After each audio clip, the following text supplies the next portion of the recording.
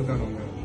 सचिन भैया और मनीषा भाभी ने एक गाने में रोल किया आपके, वो कौन सा गाना है? वो गाना फैशन है और बहुत बहुत वायरल, इंडिया में वो टॉप ट्रेंडिंग चार्ट में चला था वो गाना।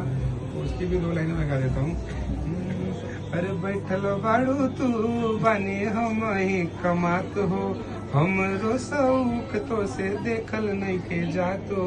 अरे बैठल बाड़ू तू बने हम ही कमात हो, हमरो शौक तो से देखल नहीं के जातो। भाई के दिए अरे बारे में तोहरे चर्चा पूरा गवा करनी, ये हमरा से बेसी फैशन जी रुआ करनी, हमरो से बेसी फैशन जी रुआ करनी।